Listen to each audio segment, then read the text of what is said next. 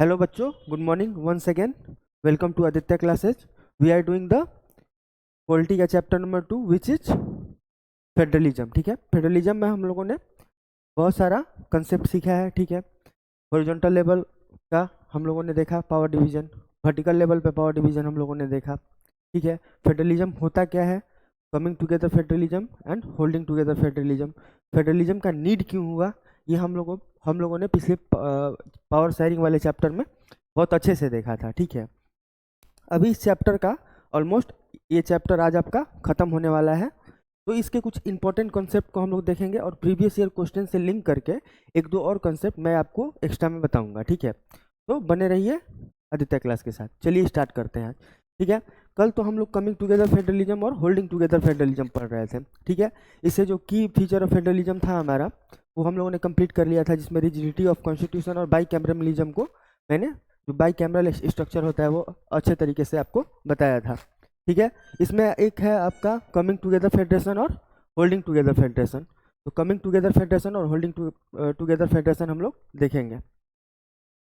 ठीक है, coming together federation में क्या होता है, एक इंडिपेंडेंट स्टेट होता है. इंडिपेंडेंट स्टेट होता है वो क्या करता है, अपने कंसेंट के साथ आता है कि देखो भाई हम लोग सब लोग मिलके एक फेडरेशन को फॉर्म करते हैं, जिसमें हमारा जो आप खुद का कॉन्स्टिट्यूशन होगा और आपका खुद का कॉन्स्टिट्यूशन होगा.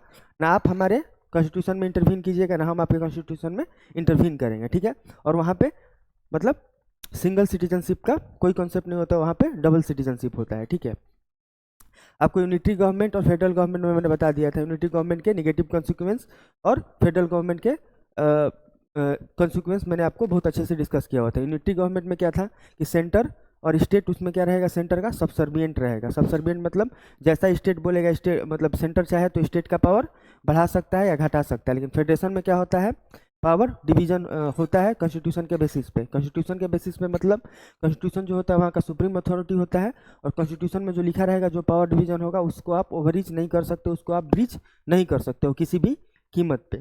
ठीक, तो जो कमिंग टुगेदर फेडरेशन का एग्जांपल आपका कौन हो जाएगा, यूएसए, ऑस्ट्रेलिया एंड स्विट्जरलैंड. ये एग्जांपल आपको मस्ट याद करना है, प्रीवियस ईयर क्वेश्चन में भी आ चुका है. ठीक है, तो आगे बढ़ते हैं. होल्डिंग टुगेदर फेडरेशन में क्या है, मैंने आपको बता दिया, इंडिया वाला केस बताया था बहुत अच्छे तरीके से कि इंडिया वाले केस में क्या हुआ था आपका कि डिफरेंट जैसे इंडिया आज़ाद हुआ 1947 में, इंडिपेंडेंस मिला इंडिया को, तो कुछ प्रिंसिपैलिटीज़ थी, कुछ ब्रिटिश प्रोविंस थे. ब्रिटिश प्रोविंस वाले ब्रिटिश जब अपना पावर का ट्रांसफ़र किए थे, उसको कि इंडियन गवर्नमेंट को कर दिया. लेकिन जो प्रिंसिपैलिटीज़ थी उनका क्या होगा, तो उसके लिए एक जो आयरन मैन बोला जाता है, iron man of the India, वो इंटीग्रेट्स द इंडिया. इंटीग्रेशन का मैंने आपको बता दिया कंसेप्ट क्या था, instrument of accession, referendum and voting के थ्रू क्या किए, वो इंडिया को एकत्रित किए, इंटीग्रेट किए. ठीक है, उसमें बहुत सारे इंस्ट्रूमेंट ऑफ एक्सेशन साइन हुए, हर एक डिफरेंट स्टेट्स के लिए कुछ डिफरेंट प्रोविजन थे और टर्म एंड कंडीशन थे, जिसमें एक स्पेसिफिक जो जम्मू कश्मीर का आपका बहुत हाईलाइटेड टॉपिक है आजकल, बड़ा जम्मू कश्मीर चल रहा है, तो उसके बारे में मैंने थोड़ा सा आपको बता दिया था. ठीक है, और वो मोर देन इनफ था. ठीक, होल्डिंग टुगेदर फेडरेशन में क्या हुआ कि पावर जो कंसेंट पे क्या होगा, डिवाइड हो जाएगा. ठीक है, इसमें कुछ नहीं करना है, बस यही वाला चीज़ लिखा हुआ है, इसको आप स्क्रीनशॉट ले सकते हैं. In this kind of federation a sizable force और a nation consent to divide its authority between the members state and the national government. ठीक है, क्या हो गया, अपने कॉन्सेंट से क्या करेंगे, अथॉरिटी को डिवाइड कर लेंगे. ठीक है, स्टेट एंड सेंट्रल गवर्नमेंट के बीच में. The federal government in this federation is more federal government in this federation more potent then the individual state. ठीक है, समझ में आ गया. Example India, Spain and Belgium. ठीक, इसका एग्जांपल क्लियर हो गया. चलिए आगे बढ़ते हैं. Why why why India is a federal country. ठीक है, इंडिया एक फेडरल कंट्री क्यों है, इसके एलिमेंट क्या है, सबसे पहले एलिमेंट है, ठीक है, वो हम लोग देखते हैं. पहला एलिमेंट क्या है भाई, पहला एलिमेंट है कि इंडिया क्यों एक फेडरल कंट्री है. इंडिया को फेडरल कंट्री रहने के लिए क्या क्या है, पहले तो यहाँ पे centre list, state list and concurrent list. ठीक है, क्या है, कंकरेंट लिस्ट. ठीक है, कंकरेंट, ये आपका रिवीजन वाला चल रहा है, इसलिए मैं शॉर्ट फॉर्म में लिख रहा हूँ. ये आपका रिवीजन टाइप का ही बहुत शॉर्ट सीरीज है. ठीक है, मैं जितना कोशिश करता हूँ, जितना कंसेप्ट बहुत कम समय में आपको दे पाऊँ. ठीक है, तो इस लिस्ट के लिए नहीं लिखिएगा कि सर को नहीं आता है सेंट्रल गवर्नमेंट लिखने, स्टेट गवर्नमेंट लिखने, ऐसा कुछ नहीं है, बिल्कुल आपके शॉर्ट फॉर्म के लिए मैं बता रहा हूँ. ठीक है, यहाँ पे खुद यूनियन लिस्ट लिखा हुआ है इसके बदले में मतलब सेंट्रल लिस्ट और यूनियन लिस्ट दोनों, कहीं कहीं यूनियन लिस्ट लिखा रहता है, कहीं कहीं सेंट्रल लिस्ट लिखा रहता है, ठीक है। यहाँ पे पावर का डिवीजन है, इसलिए इंडिया एक फेडरल कंट्री है, ठीक है। फाइनेंसेस का डिवीजन होता है, क्या होता है, फाइनेंसेस का डिवीजन होता है दोनों कंट्री के बीच में। फाइनेंसेस का डिवीजन कैसे, पूरे देश का लोग टैक्स पे करते हैं, पूरे देश के लोग टैक्स पे करते हैं, सेंटर के पास जाता है, स्टेट के पास जाता है, फिर सेंटर के पास जो टैक्स कलेक्शन होता है फर्दर क्या होता है, डिवाइडेड होता है, फर्दर उसका डिवीजन होता है हर एक स्टेट में, ठीक है। ठीक, फाइनेंसेस का क्या होता है, अथॉरिटी होता है, ठीक है। और क्या हो सकता है फेडरल कंट्री के बोलने के लिए, अब मल्टीपल चीज़ लिख सकते हैं, जैसे कंकरेंट लिस्ट वाला हो गया आइडिया, रेसिड्यूरी लिस्ट वाला। रेसिड्यूरी लिस्ट आपको नहीं पता है, रेसिड्यूरी लिस्ट भी एक होता है, ठीक है, एक रेसिड्यूरी लिस्ट भी होता है। मतलब जैसे उस समय क्रिप्टो का बात हुआ था, क्रिप्टो तो उस समय आया नहीं था, तो ऐसे सब्जेक्ट जो उस समय नहीं आए थे फ्यूचर में आएंगे, और फ्यूचर में वो आएंगे तो किसके हाथ में जाएंगे, यूनियन गवर्नमेंट के हाथ में। यूनियन गवर्नमेंट यानी रेसिड्यूरी लिस्ट में ये बनाता है। तो ये दो फैक्टर मतलब मोर देन इनफ है, ये दो, इसमें इसमें 3-4 फैक्टर निकाल सकते हैं, इसमें एक फाइनेंसेस का फैक्टर निकाल सकते हैं, ठीक है। Y India is A not a federal country, ठीक है। मैंने आपको बताया था इंडिया अभी के लिए आप इतना मान लीजिए कि इंडिया एक फेडरल कंट्री है, लेकिन एग्जैक्टली में इंडिया एक ट्रू फेडरेशन नहीं है, ठीक है, क्योंकि पावर जो डिवाइड हुआ है, जैसे आपको बताया था जम्मू कश्मीर वगैरह के बारे में, कि सब स्टेट को इक्वल पावर डिवाइड नहीं है, ठीक है। आप नॉर्थ ईस्ट में चलिएगा तो आगे आगे जब जाइएगा तो आपको अलग अलग टाइप का कंसेप्ट मिलेगा, ठीक है। तो इंडिया एक फेडरल कंट्री है, देखिए उसका एक ये है कि 3 लिस्ट आर डिवाइडेड, और फाइनेंस का भी डिवीजन होता है, ठीक है। फाइनेंस का भी क्या होता है, फाइनेंस का भी डिवीजन होता है, ठीक है। इस बेसिस पे अब इतना मोर देन इनफ है। आगे देखते हैं क्या क्या, तो अभी तो आपका ये चैप्टर कंप्लीट हो ही गया है। यूनियन लिस्ट में क्या क्या है वही मैं आपको बता दिया था, यूनियन लिस्ट में डिफेंस वगैरह आ जाएगा, और आपका फॉरेन अफेयर्स आ जाएगा, करेंसी वगैरह के लिए रूल एंड रेगुलेशन आ जाएगा। यही है, इसका स्क्रीनशॉट लेना है तो ले सकते हैं आप लोग। आगे देखिए स्टेट लिस्ट में मैंने आपको बता दिया एग्रीकल्चर, इरिगेशन, ट्रेड, कॉमर्स वगैरह वगैरह है mention in the state list, ये बहुत इंपॉर्टेंट है। इससे मल्टीपल चॉइस क्वेश्चन भी आ सकता है, एग्जाम्पल देके आपको 4 ऑप्शन लेगा, पूछेगा कौन सा स्टेट लिस्ट है, कौन सा कंकरेंट लिस्ट है, कौन सा आपका यूनियन लिस्ट है, ठीक है। ये वाला हो गया आपका कंकरेंट लिस्ट में मैंने आपको बता दिया था एडुकेशन वगैरह है, आपका एडुकेशन है, फॉरेस्ट है, ट्रेड है, यूनियंस है, ट्रेड यूनियन है। ट्रेड यूनियन मतलब क्या होता है, जो लोग ट्रेड करते हैं अपना एक यूनियन बनाते हैं अपनी बातों को मनवाने के लिए, ठीक है।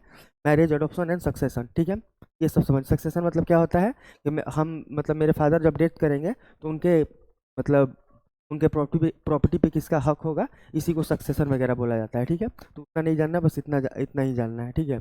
इसको आप स्क्रीनशॉट ले सकते हैं, ठीक है। रेसिड्यूरी लिस्ट मैंने आपको बताया हुआ था कि जो उस समय तक लेजिस्लेट नहीं किया गया था, जैसे क्रिप्टो वगैरह का आएंगे फ्यूचर में, तो क्रिप्टो पे लॉ कौन बनाएगा, उस समय तो क्रिप्टो आया नहीं था, फाउंडिंग जो हमारे फाउंडिंग फादर्स थे उनको तो क्रिप्टो के बारे में मालूम नहीं था, ठीक। तो इस केसेस में कब लॉ बनाएगा, तो इस केस में यूनियन गवर्नमेंट ही लॉ बनाती है, ठीक है। Basic structure of the constitution, ठीक है। Basic structure of the constitution एक केस ऑन भारतीय केस हुआ था, ठीक है, केस ऑन भारतीय केस। इसमें क्या हुआ था कि जो सेंट्रल गवर्नमेंट था वो ओवरकम करना चाहता था कॉन्स्टिट्यूशन को, कुछ ऐसा लेजिस्लेशन लेके आया था जिससे कि कॉन्स्टिट्यूशन की सुप्रीमेसी ही खत्म हो जाती है, और इस टाइप का लॉ था कि मतलब कॉन्स्टिट्यूशन जो है हम किसी भी तरीके से बार बार बदल सकते हैं, ठीक है। लेकिन इसको सुप्रीम कोर्ट ने खारिज किया था और बोला था ये बेसिक स्ट्रक्चर ऑफ कॉन्स्टिट्यूशन के अगेंस्ट है, इसलिए आप इसको बदल नहीं सकते हैं, बाकी रेस्ट हिस्ट्री, ठीक है। केस ऑन भारतीय केस एक याद रख सकते हैं इसमें, ठीक। वही वाला चीज़ है आपका basic structure doctrine, common law legal doctrine that constitution of the sovereign state has certain characteristic that can not be raised bye it's legislature से उसको हटाया नहीं जा सकता है, बेसिक स्ट्रक्चर का पार्ट है। रोल ऑफ द जुडिशरी मैंने आपको बहुत बता दिया था, ठीक है। हायरार्की ऑफ जुडिशरी आप समझ सकते हैं, एक सुप्रीम कोर्ट होता है, ठीक है, इसको हायरार्की को समझ लीजिए। ऊपर सबसे होता है supreme court, highest court of appeal होता है, ठीक है। ये पूरा एक ही होता है पूरे भारत में, ठीक है, एक ही है। फिर हर एक स्टेट में क्या होता है, हाई कोर्ट होता है, हर एक स्टेट में हाई कोर्ट होता है, कोई कोई स्टेट में डबल हाई कोर्ट भी, मतलब कोई कोई 2 स्टेट का एक हाई कोर्ट भी हो सकता है, ठीक। ये है, अब इतना याद रखिएगा, कोई 2 स्टेट का एक हाई कोर्ट भी हो सकता है। अब नीचे क्या होते हैं, डिस्ट्रिक्ट कोर्ट होते हैं, नीचे डिस्ट्रिक्ट कोर्ट, ठीक है। तो ये होता है हायरार्की, किसका होता है हायरार्की, आपका ये होता है जुडिशरी का, ये होता है जुडिशरी का हायरार्की, ठीक है। इस बेसिस पे याद रखना है, ठीक है। और हाईएस्ट कोर्ट ऑफ अपील है, मतलब मान लीजिए इसके डिसीजन को खारिज कौन कर सकता है, सुप्रीम कोर्ट, और इसके डिसीजन को ओवरकम कौन कर सकता है, डिस्ट्रिक्ट कोर्ट के हाई कोर्ट, ठीक है। इस बेसिस पे आपको देखना है।